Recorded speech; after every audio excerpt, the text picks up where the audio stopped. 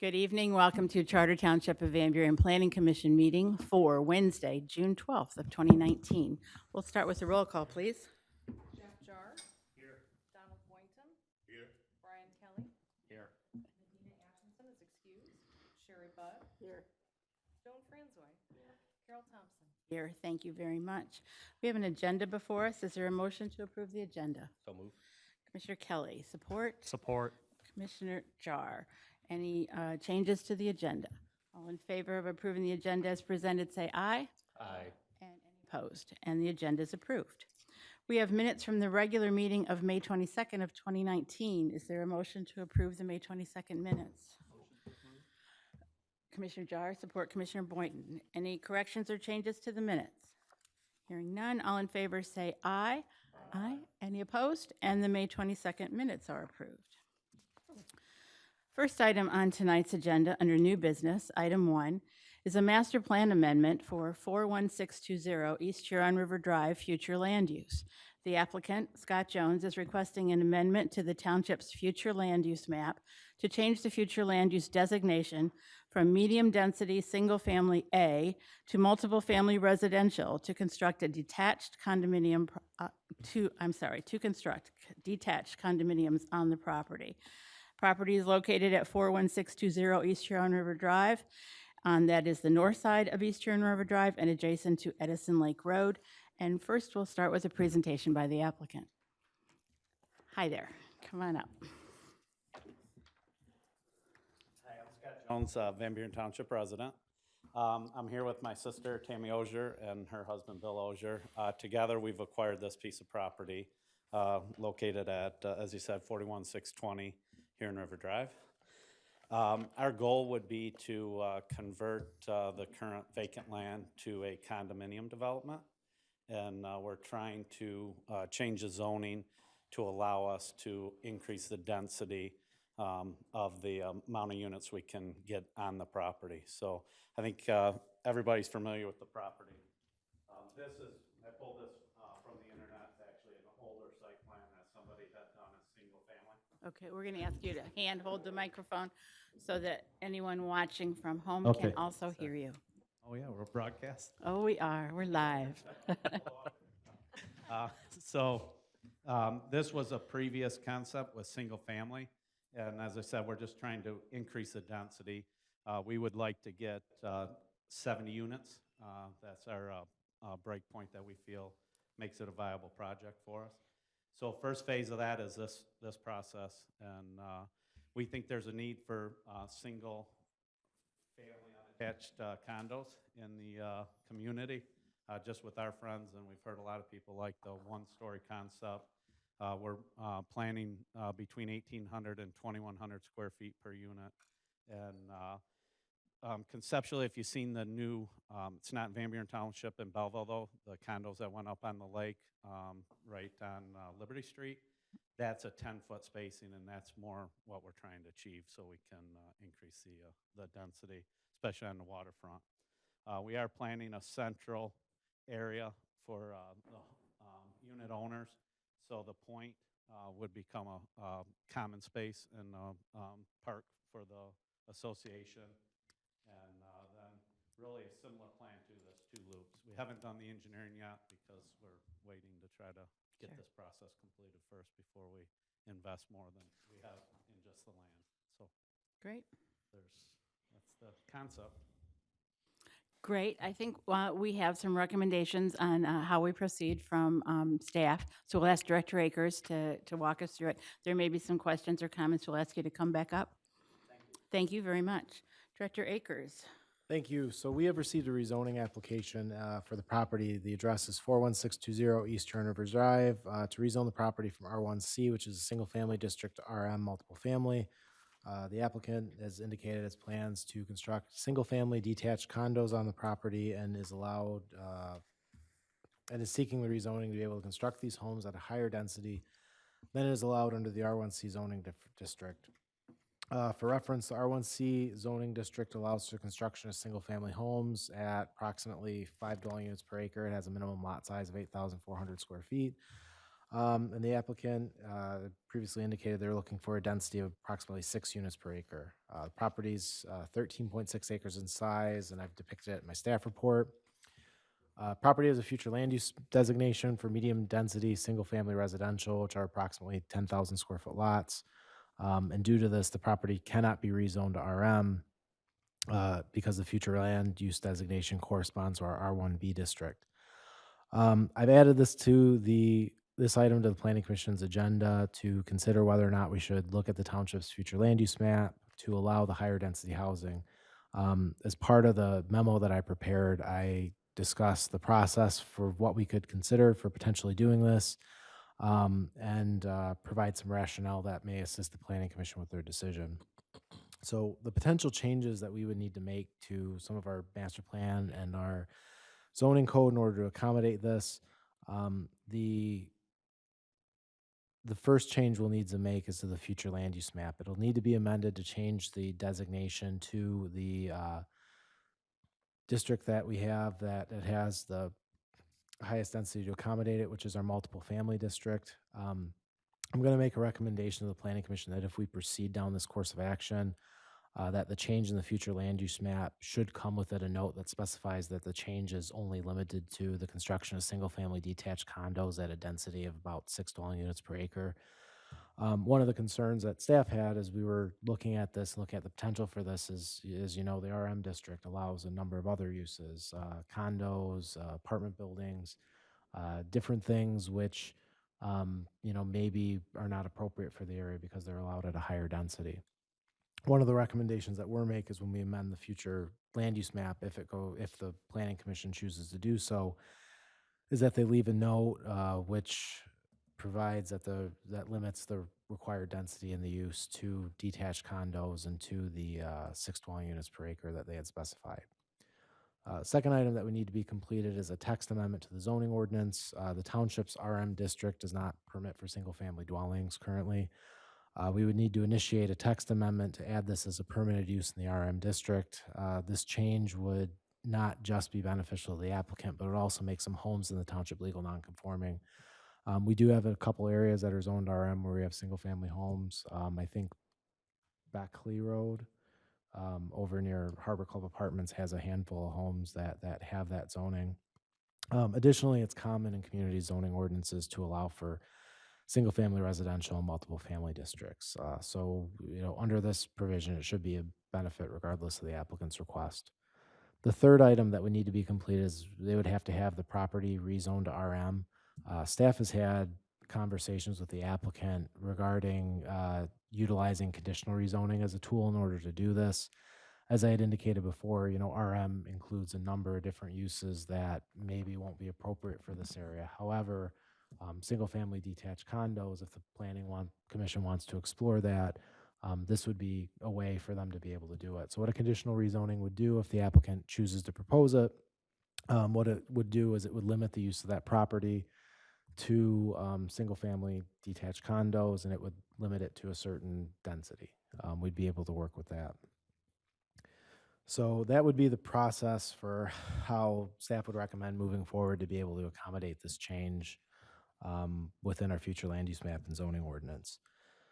The potential rationale for future land use map changes, it's not uncommon to see residential developments at the 6 to 8 dwelling unit per acre density on Belleville Lake. There are other developments on the south side of the lake which have developed this density. These include the subdivisions around Ormond Drive, Cove condominiums, and some other areas which are located in the city of Belleville. In addition to this, we've seen increased demand in residential development through the construction of single-family homes and existing subdivisions in the township. I think we've issued something like almost 200 new single-family home permits in the last 4 years. I mean, it's not exactly the number, but we've been issuing them at a relatively high rate. So there is demand for residential in the community. One of the things that we try to do as staff is we try to meet with developers because, again, we haven't seen a new subdivision or new residential development in, you know, probably a decade or more. And one of the things that we try to do is when we get a chance to meet with some of these builders, meet with some of these residential developers, we ask them, well, what are your barriers to being able to do this? Because we do have a lot of area in the township that's set aside for single family residential. One of the items that consistently comes up when we talk about this is the land development costs. For a lot of the residential developers, the cost to be actually to develop and plat the land has gone up so much since 2008, 2006 that it's just not feasible to do so. One of the things that when we ask, what can we do to help? What can we do to maybe make it more lucrative? And one of the comments that consistently comes up is, well, add more density, add more density. So it's not, just this request. There are other residential developers who have specified that as well. So with regards to that, the applicant's available, I'm available for questions. As far as moving forward in the process, I've incorporated a letter, which is how the master plan amendment and rezoning process would look. It would take about 7 months if the planning commission chose to initiate it, because we have to, same with what we did with the Harold Smith Farm. We'd have to send out a notice of intent to plan, have a 42-day comment period, hold public hearings. It would be something that would be worked on between the township board and the planning commission. So with that, I realize it's a lot of information. I realize it maybe a decision, or maybe there may be some additional information required, but I'd be happy to answer any questions. Great. Thanks very much. Very thorough. So questions or comments from the commission for staff or for the applicant? Anyone? Madam Chair, Commissioner Boynton? I have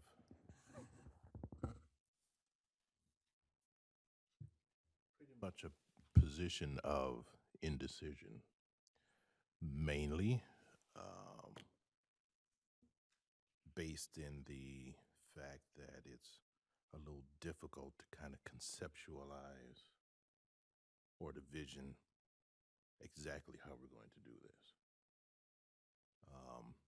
I have had a little bit of discussion with a fellow commission member, and three things that are rolling through my mind is, one, from a discussion, rezoning doesn't go with the project, it goes with the land. And it was very wisely stated that if, for some reason, through no one's fault at all, no one's short-sightedness, this is real estate. And if anything comes up to where this project doesn't go through, now we have a area that is rezoned for something other than what it was, without any guardrails, if you will. And we could possibly be faced with another project that could have a much higher density level, and probably something that would be a little bit more difficult to see going in this small area. I do appreciate the drawing of the previous project.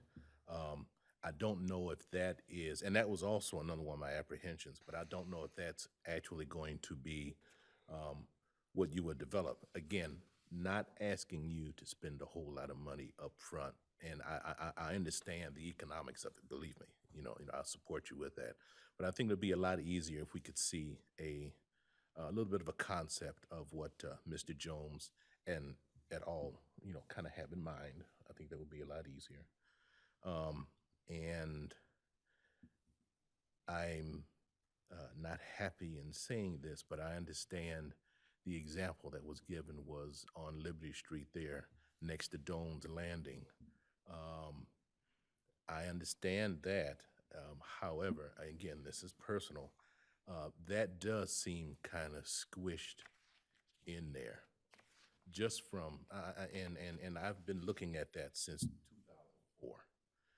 And as attractive as it is, and it looks really nice, I don't, that again, it kind of looks kind of squished in to me. And I don't know if, how we would or the plans as far as with the lakefront, you know, are we going to have, with 70 units, are we going to have to try and squeeze in 140 or 150 boat slips along that peninsula, and how would that work, coinciding with other requirements that may be there that we just don't know about yet? Again, that's just my apprehensiveness, you know. Not against it, but I kind of need a little bit more. And that's just with me. I don't want to take up time for any other commissioner or anything. Let's get the questions out early, that's what I say. So, anything else But right now?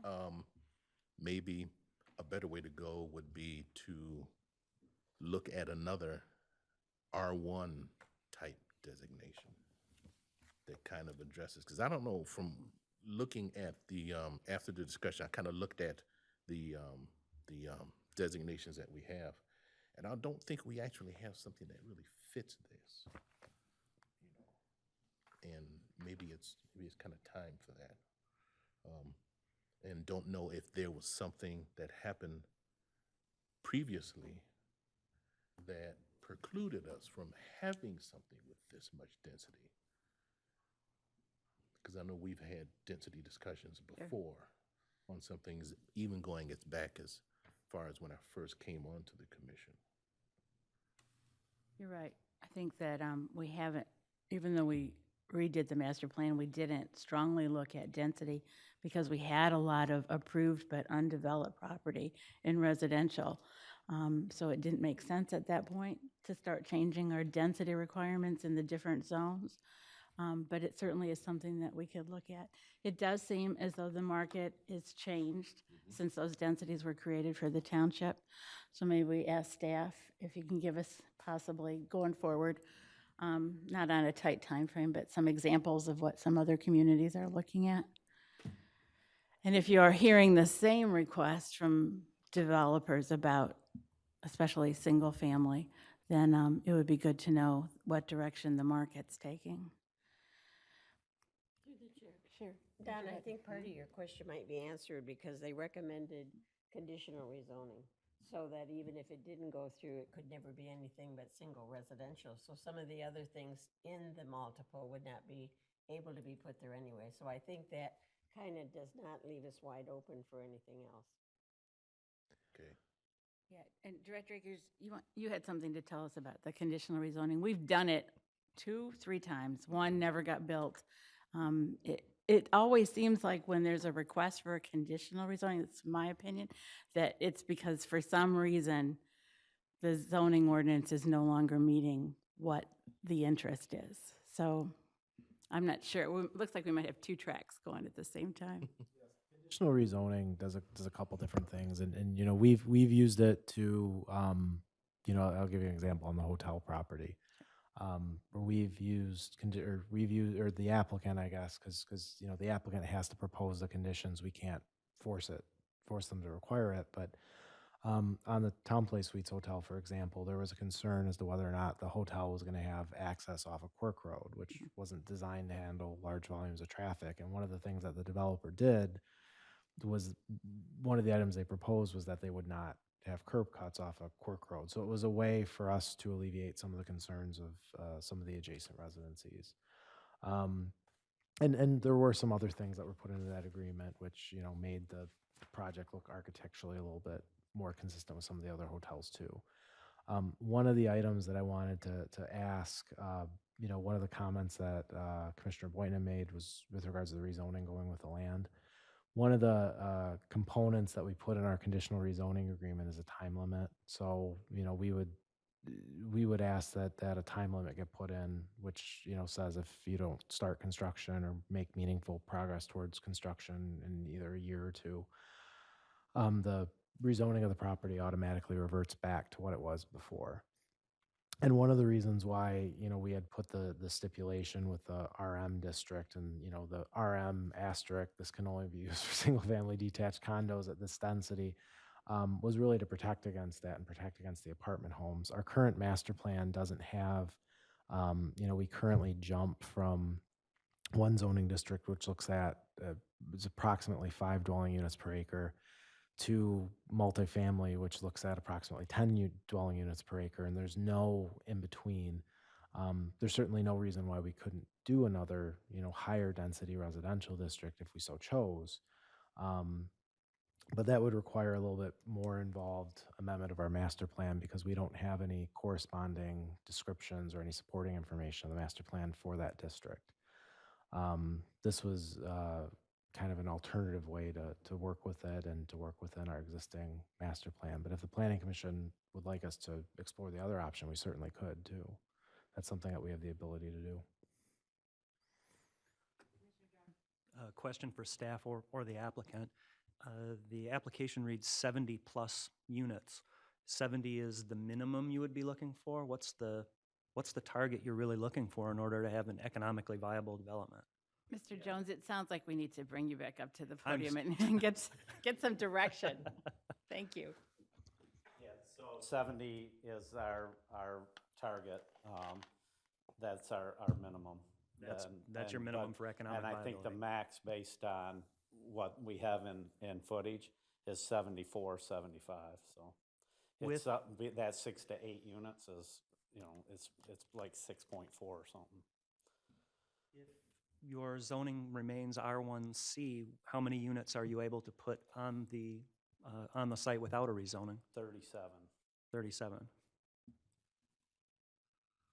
And somebody may have a little different take on that, but that currently is drawn at 37 at R1C. And that's protecting your open space and shared It's common 75 area. feet frontage, Okay. and that's the difference. And there's 4 or 5 lots at 85 feet, and then a couple of just over 100 currently on that drawing. Thank Do- you. Did you have thoughts already about handling boats and docks on this development? Yeah, I mean, and just the people that have shown interest in maybe acquiring one if we're able to do it.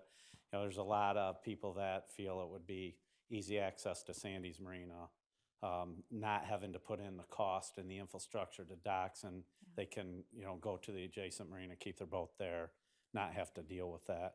And really, that's really what we think the need is. We see a lot of people that want to be snowbirds. They want less maintenance here, get rid of acreage, get rid of larger homes, travel back and forth maybe, and just it's a lower investment, lower cost way of living, and definitely feel there's a need in our community for it. And we get a lot of positive feedback towards that. Good. Do you have another question? For staff, perhaps. Is this the kind of development that we'd normally pursue with a PRD agreement? In certain circumstances, yes. Our current PRD ordinance, because we had actually, there had been a number of builders we had talked to about the site. One of the challenges that we have is our PRD ordinance only considers PRDs on lots 40 acres or more. Oh, And there is an exception in there where we can look at smaller lots. However, it requires that the applicant set aside like 30 or 40% of the parcel as open space. And on a small property like this, that really, it almost, I mean, I know on the planning side, we don't always talk about ROI and everything, but, that's what really drives investment and development. Sure. And the PRD does offer density bonus, but it is for less land built on for the entire development, so you're already tight. Other questions or comments from the commission? Anyone in the audience, questions or comments on this? Oh, don't go away yet. Thanks. Sorry, I had to ask if anyone else wanted anything before I got to ask. It's quite an extensive calendar to get to the point where you might even consider bringing a site plan to us. And does this work with your plan? It does. It does. We were told that early on that it's a process, and we understand that, and we're thankful you're considering it. And we're Well, we been part of appreciate this community my whole life and plan to be. So we yeah, we're here appreciate you for a being while. creative about how we might go about it. Not to hold your feet to the fire in any way, but at this point, does a conditional rezoning seem like it's workable for you as a developer? Yeah, it does. Yep. Yeah, we don't, yeah, we plan on single units, so, and I feel the same way. Apartment buildings or something would not be the right thing for our community. I think the advantage on our side of the conditional rezoning is that it enables us to continue to work with you to make your project successful, but it doesn't open the door to everybody who might want to come in and develop property on Belleville Lake. So it's really important for us that we have those kinds of controls. So that being said, it's an exciting project, but there's a great deal of trust on both sides as we walk through a lot of administrative steps and legal steps to get to the point where you can submit us with the site plan. I don't know where you're at on conceptualizing, and that as Commissioner Boynton has asked, it might help. We work really well as a team when we can visualize something. All of the legal words and things are things that we wrestle with regularly, but if there's a visualization, it does seem to help us. So it isn't that you need a site plan at this point, but if you just have some layout concept that you can share with us at one of the future meetings, I think that would be helpful. No, absolutely. Okay. I'd sign up to that. Sure, Commissioner Are Char. there any similar developments of this density in this sort of single-family detached condo in the area that we might use as an example of what you have in mind? This thing I think that are new, when I was referring to Liberty Street, not the first two units that are multifamily. There's, though, I think those two directly adjacent to Doan's Marine are multifamily. Then if you move to the 4 or 5 units that were just built, that's a similar density. If you're looking from the lake or from the road, those units have 10 feet in between each unit. I would suggest Cherry Hill Village. Cherry Hill Village in Canton is a very unique community that is kind of, I think, what Scott's going for. And With really big square footage, however. necessarily, I mean, there are smaller ranches, there's compact colonials, but we can't keep those houses on the market. People actually nowadays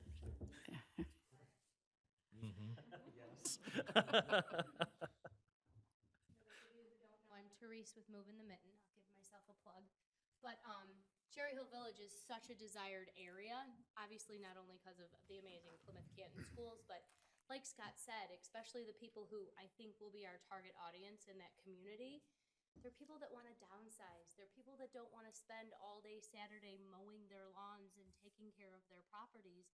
They want a smaller, compact property with a main floor master that they can drive their little golf cart over or walk over to Sandy's Marina and get on their boat and then be able to go down to the winter to Snowbird, And I think there's 100% a need in our community for more lakefront properties, more new construction properties, and even most importantly, ranch homes. I know it's been a topic of conversation here in Van Buren Township, but we have nowhere for our seniors to go. They're leaving to Canton. Why not keep them here, build them Cape Cods with main floor masters to be able to stay in our community, pay our taxes, and spend their money at our places to eat and drink and play. So there's definitely a need, not only for the actual lakefront properties, but even the interior properties. Thank you. Thank you very much. Through the chair. I think the project on Denton Road, just north of Michigan Avenue, it's basically cited as a senior, but it's attached garage, and they're real tight, but they're all single-family ranches. And they sit right, it's on Denton Road, just north of Michigan Avenue. Okay. It's a new project. It's called Crystal Lake. Yep. And you're right, it is. It's a 55 and up community. And Yep. they're very They're very compact, but when you drive through there, it's very pleasing. I've driven through there a half a dozen times because it's a nice project, I think. And I think you're right.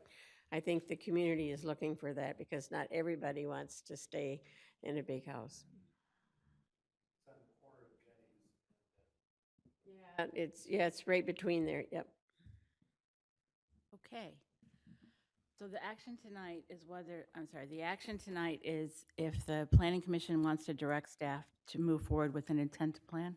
That's what you're looking for? Yes, so what Okay. we would do if the planning commission decides to move forward is we would send out a notice of intent to plan as required under the Planning Enabling Act to all of the utilities, the airport and adjacent communities, and the counties. We would then, prepare, I think what we're gonna do is we're gonna work with McKenna and Associates and prepare a couple different options. One where we just amend the map and do RM and that, and then we're gonna look at the feasibility of maybe adding a residential district, which would accommodate a higher density and adding a description to the South Side Master Plan. So we'll have a conversation as to what may be the most feasible. Our intent would be to have something for you at your July 10th Planning Commission meeting. So we'll work to get that taken care of if the Planning Commission chooses to move forward. Okay, great. We have some direction. Any other questions or comments at this time? Thanks a lot, Mr. Jones. Thank you for your consideration. If there's no questions or concerns, is there a motion? Madam Commissioner Boynton? that. Okay, I want to make sure I say this right. We grant the applicant Scott Jones an amendment to the township's future land use map to change the future land use designation from medium-density single-family to a multiple-family residential to construct detached condominiums on the property located at 41620 East Huron River Drive. That motion down and keep it for about 2 months and bring it back up again. I think Right. all we need right now is to direct staff. Correct? That's what I'm thinking. Yeah, Okay. okay. So, So I move that we direct staff to do what? To do everything we talked about. I'm sorry. I'm sorry. I sure was. so good. You had it all down. I was but going to get there. I'm sure Mr. Jones would have been happy if we went right ahead. But Yeah. we have to jump through the hoops. So, all right, staff will bring Yeah. something back. So there's a motion. Is there support? Commissioner Kelly, any discussion on the motion? All in favor, say aye. Aye. Thanks. Okay, there we go. We have an intent to plan. Stay tuned. All right, next item on tonight's agenda, item 2, Ashley Capital Crossroads North Distribution Center is here for their final site plan approval. The applicant, Ashley Capital, is requesting final site plan approval to construct a distribution center proposed to consist of 3 buildings totaling 1,579,325 square feet of space. The proposed development is located near the northwestern intersection of Ecorse Road and Haggerty Road, parcel ID V125-83-008-99-0002-703, and parcel ID V125-83-005-99-0009-701. It is approximately 158.5 acres. And we'll start first with presentation by the applicant.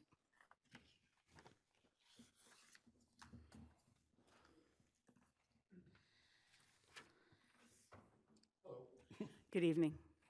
Ellen Dresslos with Ashley Capital. Joe Labrador Engineering. So I believe everyone here is familiar with the project. I think our time would be best served if we had the consultants, we could address their comments Okay, one at a time, okay. All right. if that's okay. Sure, that's Okay. fine.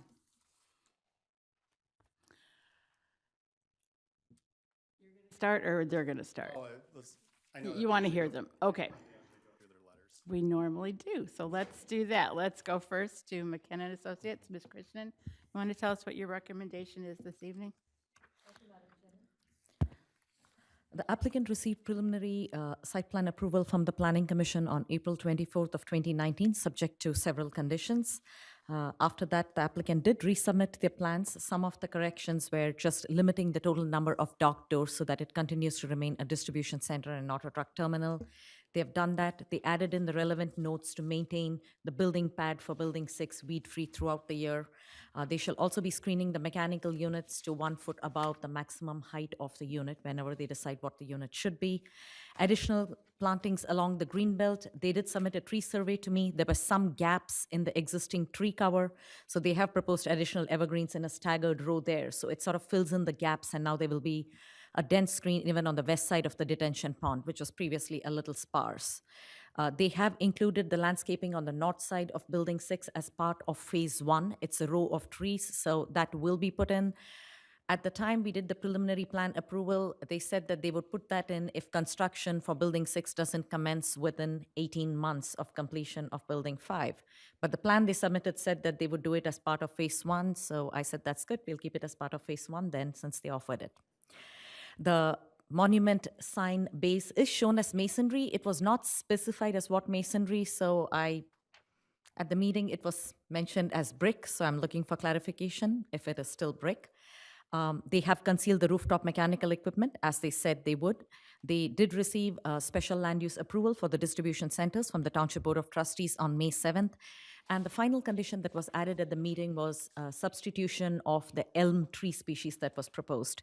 After the meeting, I went back, I had a chance to talk to our landscape architect, and I researched the species that they were proposing, which is Triumph elm.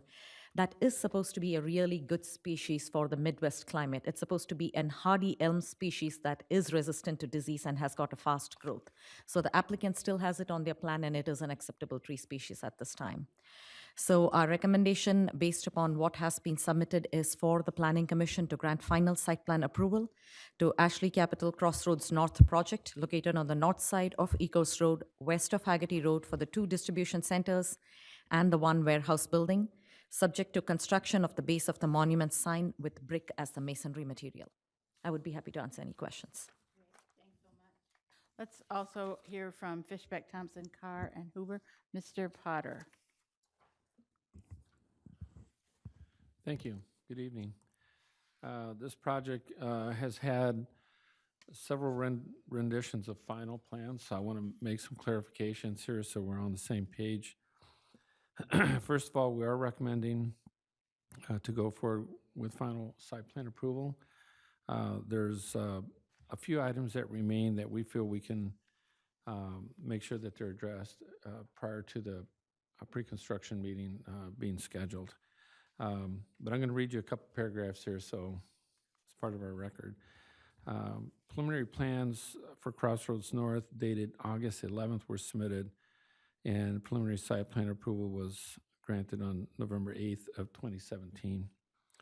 Revised preliminary plans dated February 4th were submitted and recommended for approval by Fishbeck, and a letter dated April 5th, 2019. They were approved by Planning Commission on April 24th. Subsequently, engineering and final site plan were dated March 4th, 2019, were submitted and recommended for approval. In our final letter dated May 13th. However, the letter was not submitted to the Planning Commission, but instead was sent to the applicant for review and response. This letter dated June 7, 2019, is in response to the developer letter dated May 24th and the revised plans dated May 24, 2019, which I have before here. And the reason we get concerned when all these plans are floating around is that through this process, there's a multitude of plans that are submitted to permit reviewing agencies also. And so one of the things that we try to do, if you choose to approve this site plan tonight, we will issue a pre-construction checklist that will go to the engineer. And there's a multitude of items that they have to provide, including all the applicable permits. And we just want to make sure that those permits are referencing the approved plans. That being said, they've complied with all our requests. There are a couple items. I'm not going to read all the comments, but there's a handful of things that are fairly minor in nature that they can respond to prior to a pre-construction meeting being scheduled. I did take the time to comment on the traffic study that was previously submitted, and I want to make a comment about that. One of the great mysteries that we have with traffic control studies is trying to predict human nature. There are standards, and while we did agree with the approach that was used, we really don't know when the buildings are constructed and the tenants are selected to use this, how the tenants and the drivers of the trucks, whatever, how they will actually respond to conditions.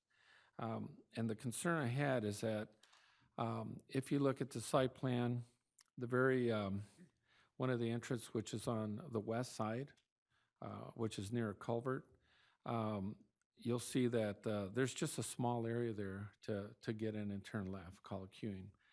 And so we looked at that. I had a discussion with the Wayne County traffic engineer that approved this, and I said, hey, you know, what's, in playing out the scenario of what if the traffic patterns change, or if there's accidents that develop. This is part of the process of meeting the warrants in a certain area. Warrants are different conditions that happen that might warrant signalization or an improvement to congestion or safety. It could be accidents, it could be fatalities, it could be a multitude of things, stepped up enforcement, things like that. But in the end, you know, question comes up of once this facility this property is developed and all the facilities are put in, which is going to take a time, I'm assuming between 1 and 3 years, maybe up to 5 years. That's kind of the plan. That's about the last I recall. For the first 3 buildings? Yeah. I believe their schedule is 2 years to have all 3 buildings up. Yeah, and then the last one will go in at some time. And the point is that you really don't know the impact that traffic will have until everybody's in there. It's like when you build a new road, traffic patterns adjust. Even in detours, traffic patterns adjust. And the point I want to make here is that if improvements are not made further west, and right now the traffic study indicates that they don't anticipate traffic coming from the west, truck vehicles. That may or may not pan out that way. But if it does, then the agency having jurisdiction over the roadway, which is Wayne County, is most likely going to come back if those warrants are created or a situation exists, that they just don't have the money to make the improvements. And they'll have to program it in. And programming in an improvement may take 5 to 10 years or longer. Or they will ask the community, or maybe you can pay for it. So when we look at water and sewer issues, drainage issues, those become very apparent. They're very apparent very quickly. They're user-based, they're facility-based, and the owners will have to make adjustments to those as we go. But on traffic, it's a little different. And I did suggest to the Wayne County traffic engineer that they issue a 2-part permit. He said they've never done it, and he didn't feel that he could get support by the administration to do it.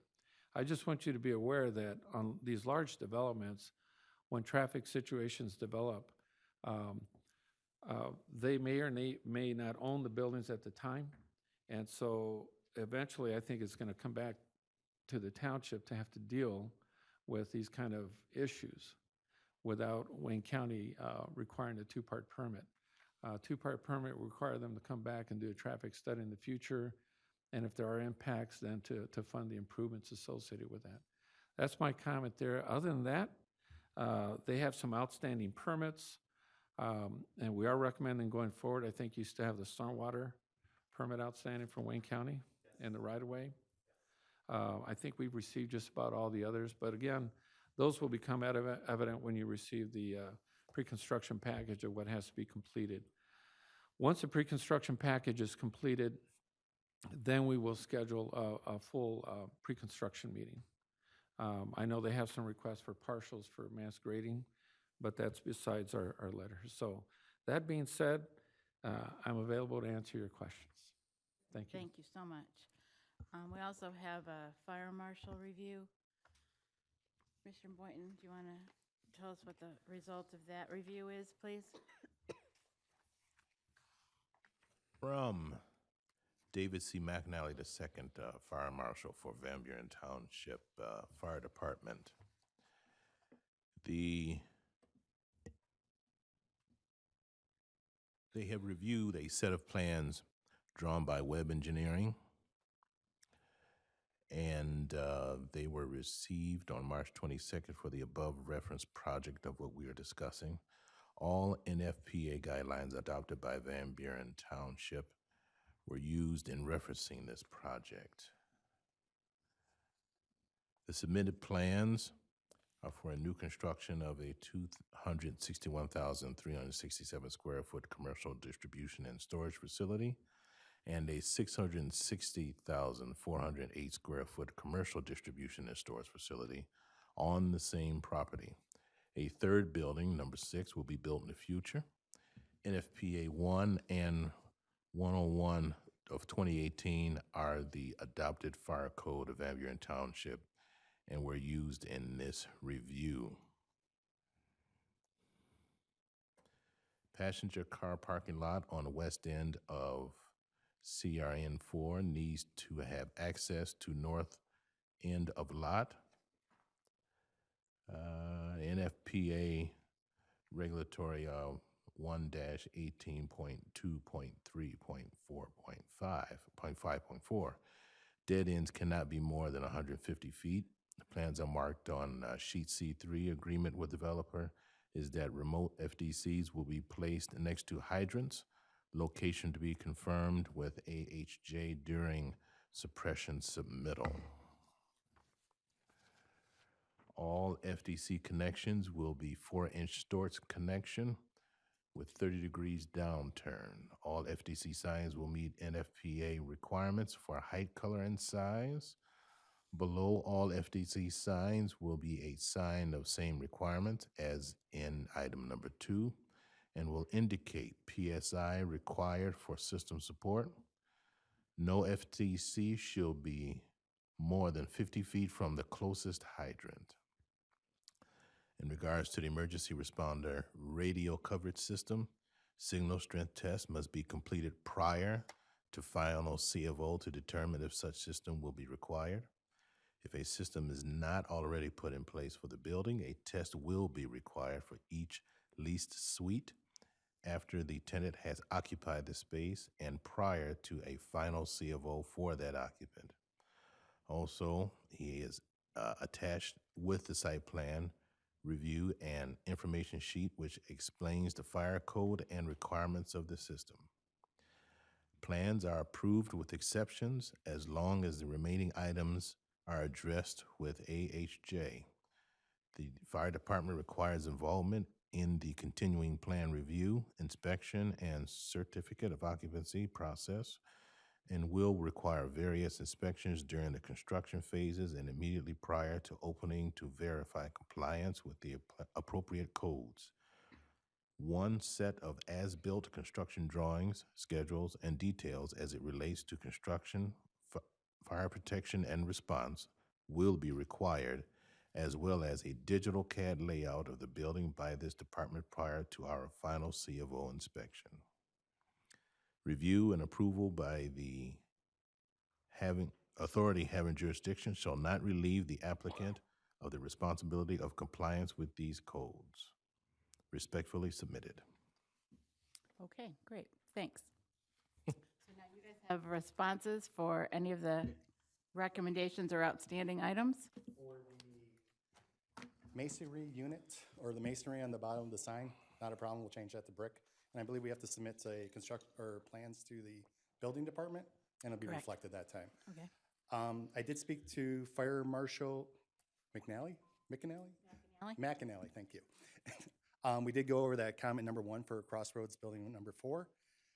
He admitted that he missed the FDC on the east side of the building, so he was going to, I was under my standing, he was going to contact Mr. Akers, but that may not have happened yet about that requirement not being for the extension on the West Drive.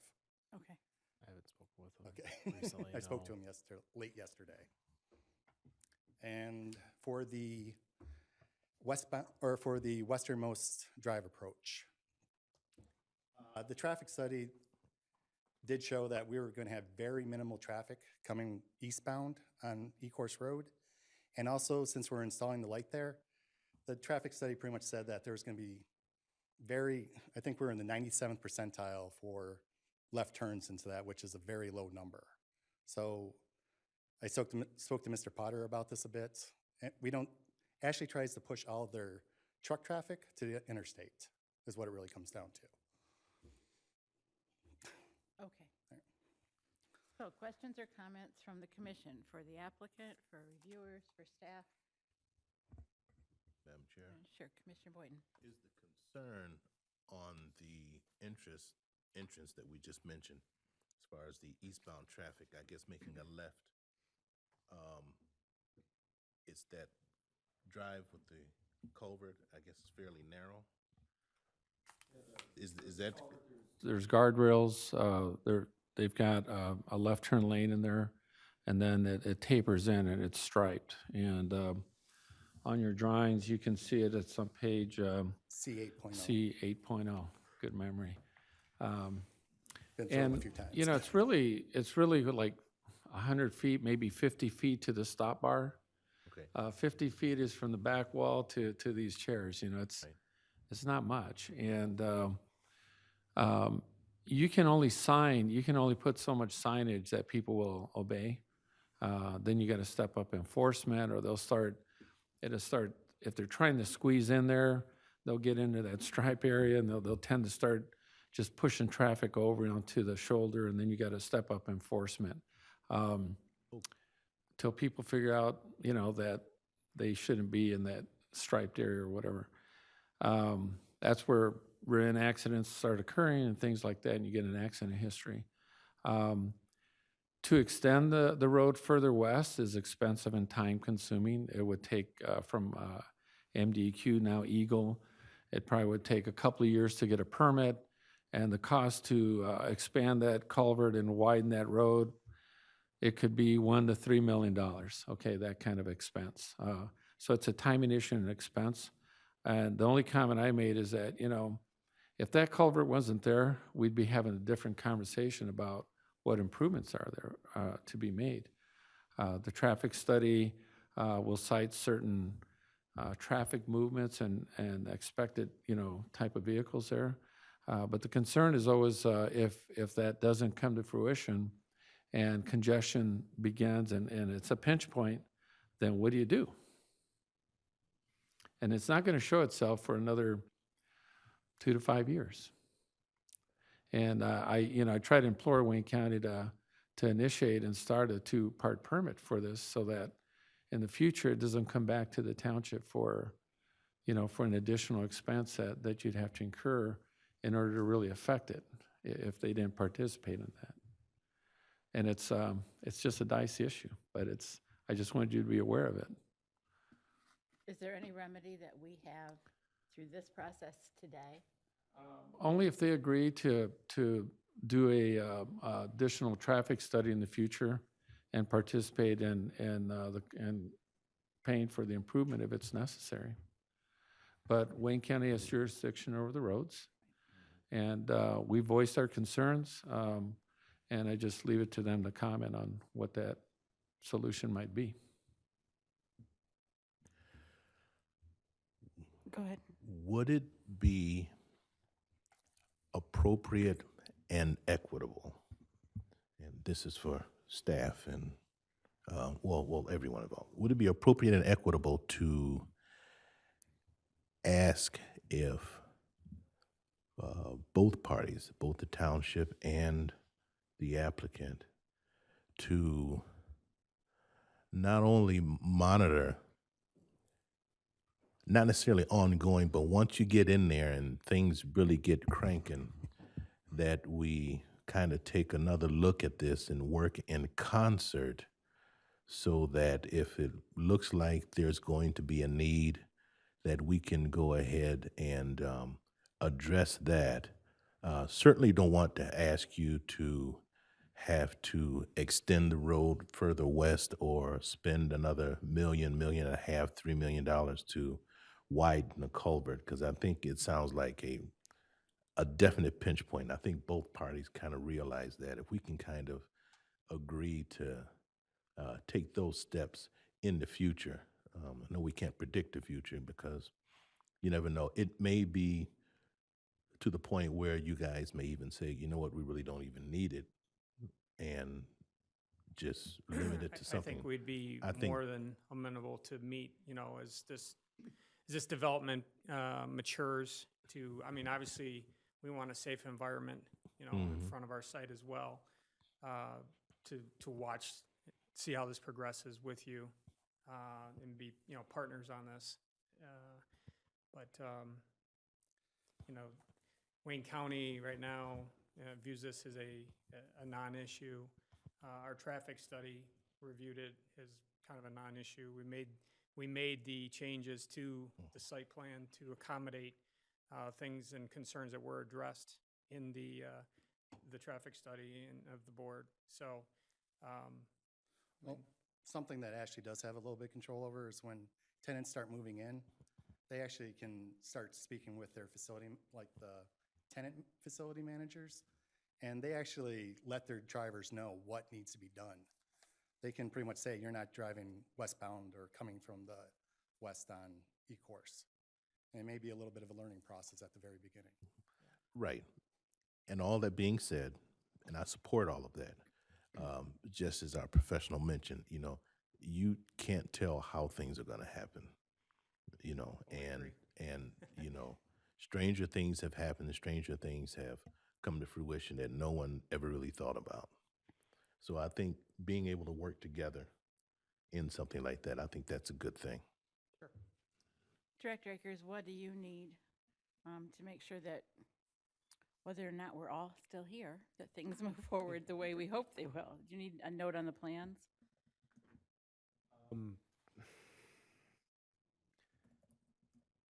It would depend on, the level of communication and reporting.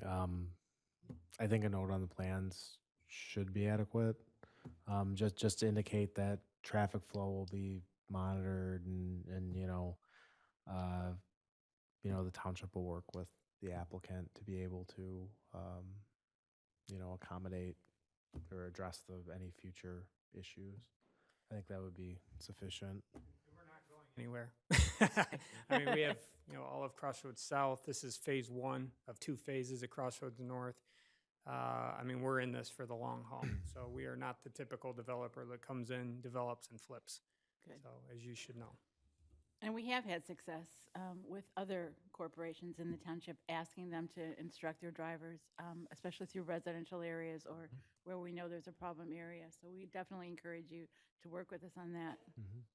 Be written into our property management guidelines when we have our new tenants, Great. on board That into would their be really handbooks helpful. and things like that. I mean, there's a lot of things we can do on our side to mitigate this type of concern. Good. Good. Other questions or comments from commissioners? Anyone in the audience? Are we ready to take action? I would move to grant final site plan approval to Ashley Capital Crossroads North Project located on the north side of E-Course Road west of Haggerty, subject to the conditions and based on the analysis detailed in the June 6, 2019 letter from McKenna and Associates, the June 7th, 2019 letter from Fishbeck, and the May 30th, 2019 letter from the Van Buren Fire Department, with a note to be made on the plan that the traffic's to be monitored going forward, and staff will work with the applicant to address any future issues that might pop up regarding traffic. Great. Motion, is there support? Support. Commissioner Boynton. Any discussion on the motion? All in favor say aye. Aye. Any opposed? All right, gentlemen, got your work cut out for you. Thank you very much. Thank you.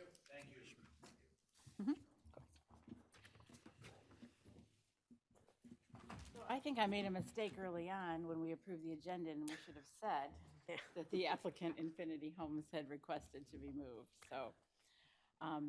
Figured we could take care of it at this point in the meeting. Do you want a motion to table for a certain date or just table for a future date? They will be coming back on the 26th of June, so that'd be the next meeting. Madam Chair, Commissioner Kelly. I would motion to table the next agenda item until the next meeting. Great, support?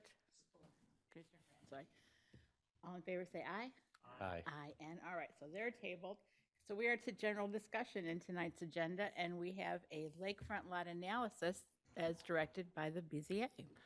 So I'm going to apologize. This is also going to have to come back on June 26th. We did have a memo which was prepared for it. It was one of planning intern's Grace Stamper's last items before she left to go work for the city of Hamtramck. I did not include it into the packet. I apologize. This was a different draft of the agenda that I had included, so we're going to have to also postpone this discussion to the 26th. Gosh However- darn it. Yeah. However, I will give an overview. The BZA had seen variance requests on the lake, and one of the things that they had instructed staff to do was look at, maybe some common areas on the lake where we've had some variance requests, and maybe we have narrower lot sizes, and take a look at our zoning code and see if our zoning code is being accommodating towards those areas. Grace had actually put together a memo which outlined that and gave some recommendations, but again, I'll have to attach it to the June 26th meeting agenda. So forward I to it. apologize. So anything else under general discussion? Director Akers, anything you want to share? I have nothing. Thank you. Anyone from the commission? Anyone in the audience? If there's nothing else, is there a motion to adjourn?